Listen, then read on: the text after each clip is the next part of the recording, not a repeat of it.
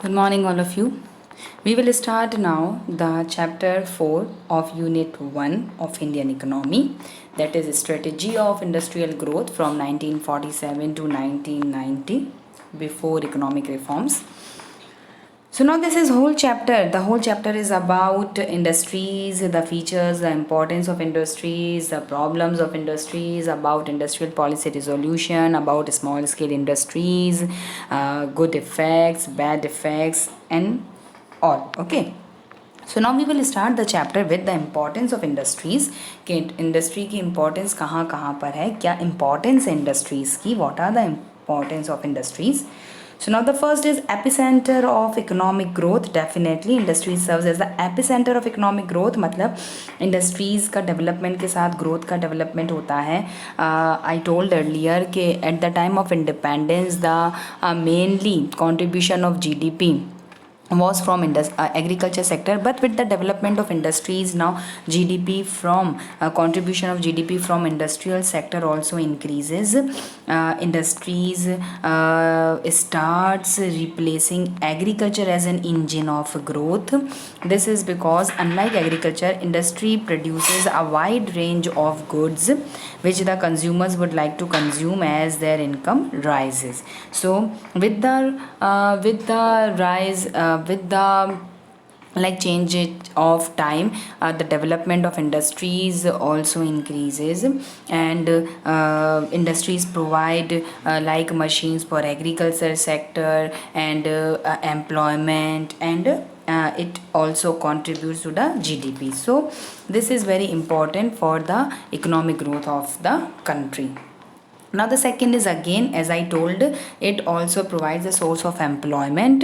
Industry is very important source of employment, because as industries increases, the number of employment increases, then people gets a job in different industries, so it provides employment to the people. Then the third is source of mechanized means of farming. Definitely हमने agriculture में भी पढ़ा था कि industries provide machines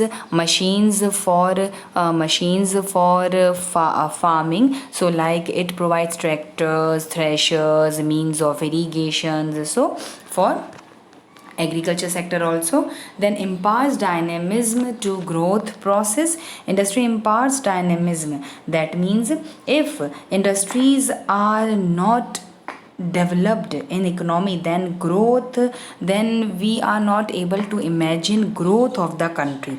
So that means industrialization has added new dimensions to human life. ठीक है. It increases consumerism, it increases use of modern technologies, etc. Then growth of civilization, that means it increases urbanization. Urbanization has led to the growth of civilization. लोग rural areas को छोड़कर job के लिए urban areas में ट्रांसशिफ्ट होने लग गए हैं.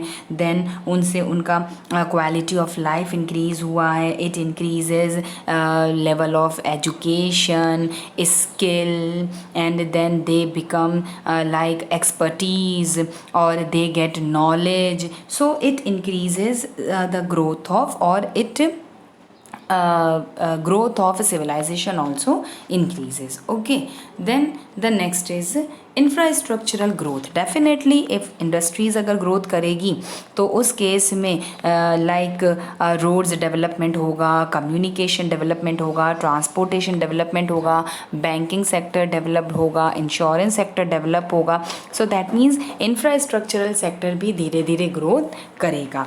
Then इंडस्ट्रियलाइजेशन आ सेन क्वा नॉन ऑफ ग्रोथ, मतलब दोनों एक दूसरे के साथ साथ चलते हैं. If industrialization increases then growth also increases. तो इस तरह दोनों एक दूसरे के पैरेलल चलते हैं. So these are the importance. Again I earlier told के only these are the not the enough points.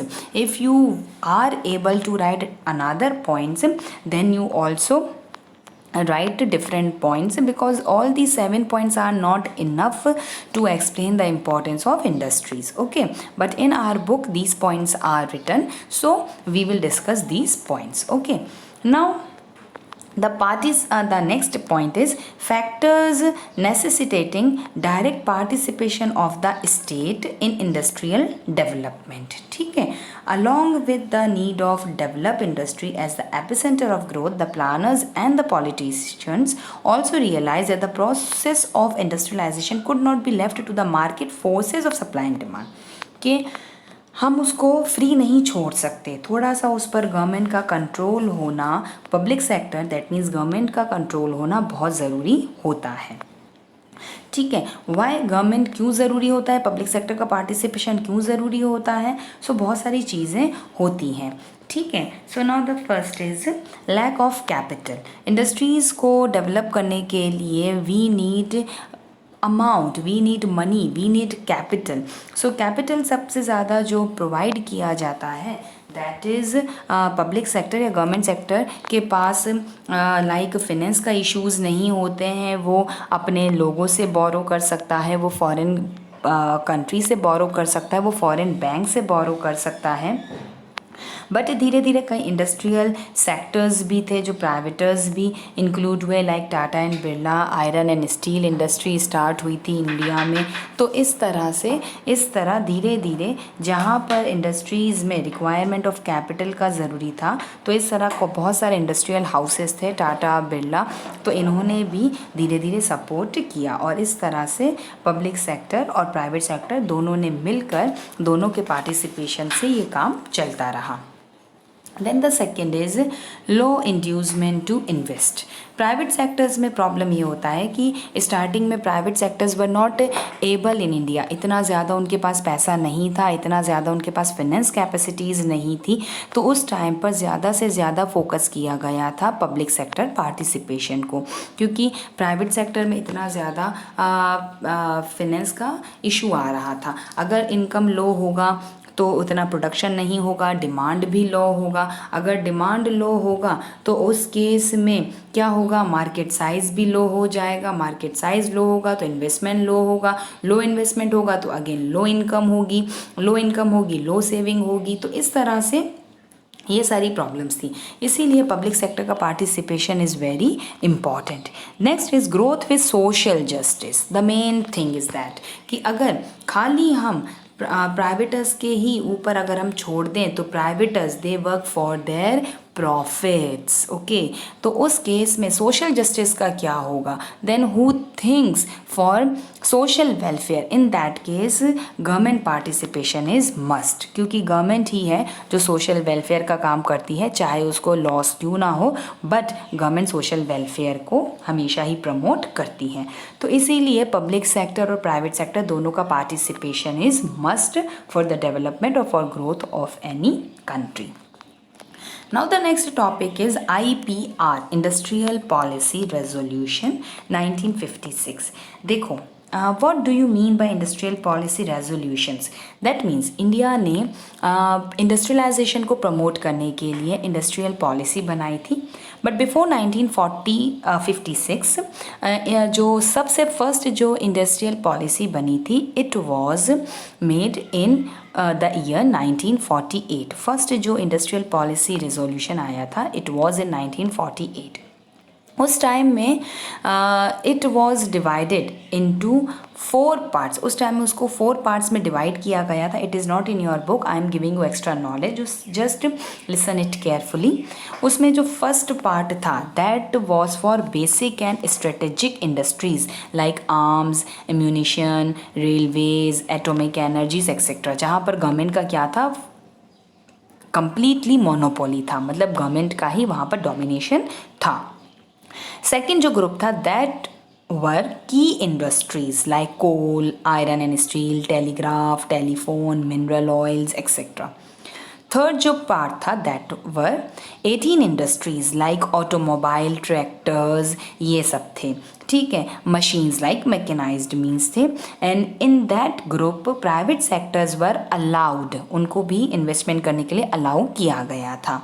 But starting के जो ग्रुप था, ग्रुप 1 में like atomic energy, arms, in these fields private sectors were not allowed. And the fourth group में जो remaining industries थी, they all were there. फिर उसके बाद आईपीआर आया था 1956 का, that is industrial policy resolution आया था 1956 में। 1956 में जब आईपीआर आया था तो उसमें जो it was divided into 3 parts, उसको 3 पार्ट्स में डिवाइड किया गया था। इन द फर्स्ट पार्ट जो बोला जाता है थ्री फोल्ड क्लासिफिकेशन, देखो this is the three fold classification.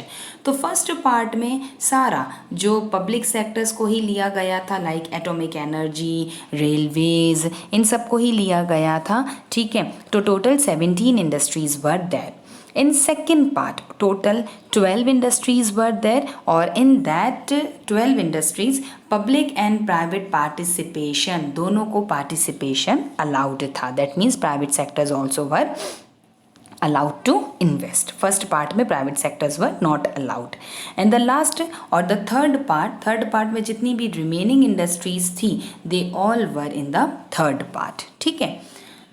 फिर उसमें सेकंड हुआ था इंडस्ट्रियल लाइसेंसिंग, कि इंडस्ट्रियल लाइसेंस लेना। If public sector if they wanted to start any industry, then for that they have to take license. उनको license और permit लेना government से कंपल्शन था, कि गवर्नमेंट से उनको लाइसेंस लेना पड़ेगा।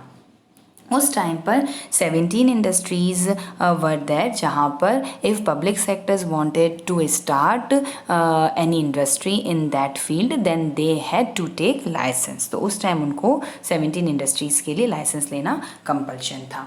And the last is industrial concession. Industrial concession का मतलब था कि उनको डिस्काउंट दिया गया, उनको कंसेशन दिया गया था, ठीक है। That means the private enterprises were offered many types of industrial concessions. कैसे कंसेशंस दिए गए थे उनको, लाइक उनको टैक्स हॉलीडे दिया गया था, कि कुछ ऐसे टाइम होगा जहाँ पर आपको टैक्स पे नहीं करना होगा। सब्सिडाइज्ड मतलब उनको सब्सिडीज़ लाइक डिस्काउंट पर, उनको कंसेशनल रेट पर पावर और ये सब प्रोवाइड करवाया गया था।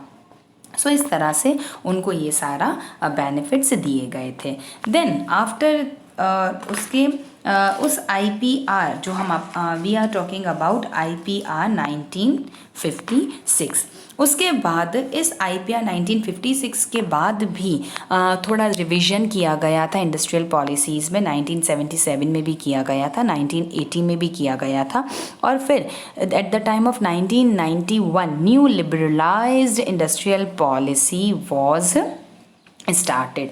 उसमें स्टार्ट किया गया था, जिसमें जितने भी लाइसेंसिंग थे वर अबॉलिश्ड, उनमें लाइसेंसिंग को अबॉलिश कर लिया गया था, एक्सेप्ट 2 इंडस्ट्रीज़। आज भी इंडिया में 2 ऐसी इंडस्ट्रीज़ हैं जिसके लिए प्राइवेटर्स को they have to take license. The first is atomic energy and the second is railways, because they are completely under the monopoly of government.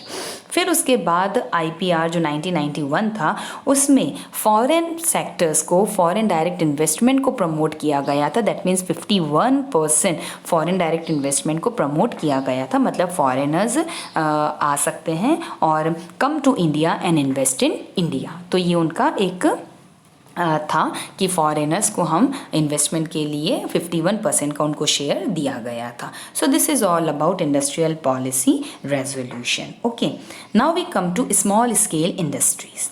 Small scale industries, so on the basis of like investment limit, we divide the industries according to the 3 categories.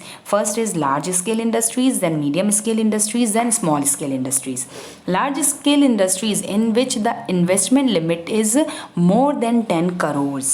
Medium scale industries in which the investment limit is 5 to 10 crores, and small scale industries in which the investment limit is 25 lakhs to 5 crores. Okay, so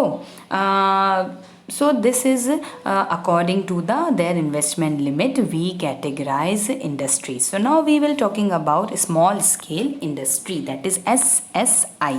Okay, so the process of industrialization had two broad dimensions, growth of large scale industries and growth of small scale industries. तो दोनों को काफ़ी focus किया गया था. Now large scale industries, so when we talking about large scale industries, तो हम large scale industries में आयरन, स्टील, ट्रांसपोर्ट, कम्युनिकेशन वो सारा लेते हैं. और when we talking about small scale industries, तो small scale industries में हम क्या क्या इंक्लूड करते हैं. So small scale industries में we include like making of napkins, tissue papers, chocolates, toothpicks, water bottles, papers, pens, etc. So these are included, the making of all these things are included in small scale industries. So small scale industry is presently defined as one whose investment does not exceed by 5 crores, जिसमें 5 लाख करोड़ से ज़्यादा का investment नहीं होता. Earlier at the time of independence the limit was 5 lakhs. उसमें कितना limit था, not exceed by 5 lakhs, but अभी कितना है, not exceed by 5 crores. Now, okay, so now what are the principles, what are the features of SSI, small scale industries? Mainly there are 3 features. Small scale industries are labor intensive, small scale industries have locational flexibility, and small scale industries are equity oriented. Okay, so these are the 3 features. Now the first is small scale industry is labor intensive because small scale ही है, so it needs more labor, ज़्यादा labor चाहिए, and it requires less capital. उसमें इतना ज़्यादा capital नहीं चाहिए होता है, तो ज़्यादा labor होता है, इसीलिए वो employment generate भी करता है और easily लोग उसमें काम कर सकते हैं. Then locational flexibility, मतलब उसके लिए it doesn't require much land, बहुत ज़्यादा land नहीं चाहिए होता है, थोड़ा सा स्पेस में भी इसको हम स्टार्ट कर सकते हैं. लोग एक घर में बैठकर भी बना सकते हैं, एक रूम में 10 लोग मिलकर भी small scale industries they will start. तो इस तरह से काम किया जा सकता है. उसमें रॉ मटेरियल भी कम चाहिए होता है, इन्वेस्टमेंट कम चाहिए होता है. And the next is SSI needs small investment is there for equity oriented. मैंने बोल दिया बहुत कम इन्वेस्टमेंट ही चाहिए होता है, ज़्यादा नहीं चाहिए होता है. तो इक्विटी मतलब सबको इक्वल चांस मिलता है. सारे it promotes equality across different sectors, कि सारे सेक्टर्स जो होते हैं उसको ये इक्वालिटी प्रमोट करता है. तो इस तरह से SSI का 3 फीचर्स हम मानते हैं. It is labour intensive, that means it provides more labour, more employment. Then a flexibility, locational flexibility, मतलब छोटे से एरिया में हो जाता है. And it requires less investment, काफ़ी कम उसमें इन्वेस्टमेंट चाहिए होता है. ठीक है. Again I am giving you some extra information about small scale industries, कि स्मॉल स्केल इंडस्ट्रीज़ में half of the goods like 45 to 55% that are exported from India are produced by small scale industries. मतलब इसको small scale industries का इतना percentage है, like 45 to 55% जो export होता है, that goods are produced by small scale industries, in which about 35% of direct export किया जाता है, 15% का हम इनडायरेक्ट एक्सपोर्ट्स करते हैं. So small scale industries are very important for the social development and for the economic development of the country. So small scale industries. Okay, now we will come to the next topic, that is industrial growth का जो हुआ था. So what are its good effects and what are its bad effects. Okay, so now we will first come to good effects. Definitely we first talking about the good effects. Public number 1, public enterprises were to play a central role. Definitely starting में government ने ही सारा industrial policy बनाया था और उसी का जो मेन रोल था. Private enterprises were to play only the secondary role, क्योंकि privaters they work for profit maximisation, so they are less concern about the social welfare, इसीलिए गवर्नमेंट का रोल ज़्यादा था. फिर उसमें then the next is like process of industrialisation. ठीक है. Then process of industrialisation हुआ था, इम्पोर्ट सब्सटीट्यूशन स्टार्ट हुआ था. That means India is self sufficient to produce the imported goods in our country, मतलब हम अपनी ही कंट्री में इम्पोर्ट चीज़ों को अदर फॉरेन से ना करके हम अपनी ही कंट्री में उन चीज़ों को बना लें, तो हम काफ़ी उसमें सेल्फ सफिशिएंट हो गए थे। तो इस तरह इंडस्ट्रियलाइजेशन से वो प्रमोट हुआ था, इकोनॉमिक ग्रोथ प्रमोट हुआ था। देन उसके बाद large scale industries, small scale industries को प्रमोट किया था, सोर्स ऑफ एम्प्लॉयमेंट जनरेट हुआ था। देन फार्मिंग के मैकेनाइज्ड मीन्स उसने डेवलप किया था। तो इस तरह से काफ़ी कंट्रीब्यूशन किया था for economic and social development of the country. But side by side थोड़े से बैड इफ़ेक्ट्स भी होते हैं, डेफिनेट सी बात है, गुड इफ़ेक्ट्स हैं तो थोड़े से बैड इफ़ेक्ट्स तो होंगे ही।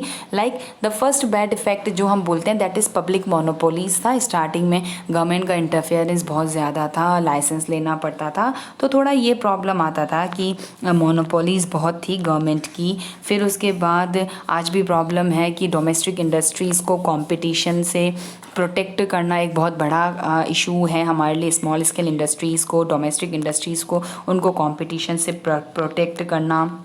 फिर लोगों को सेविंग के बारे में प्रमोट करना, ज़्यादा से ज़्यादा इन्वेस्टमेंट करवाना, तो ये सारी चीज़ें हैं। So there are some bad effects के, but still from as industrialisation increases in India, definitely growth increases in India. Time to time growth में काफ़ी इंक्रीज़ हुआ है, increase in employment, increase in investment, ये सब हुआ है। और काफ़ी इंडिया ने जो सेल्फ सफिशिएंसी को अचीव किया है। सो this is all related with the development of industries. Okay, so this is all about the development of industries in India. Thank you. Have a nice day.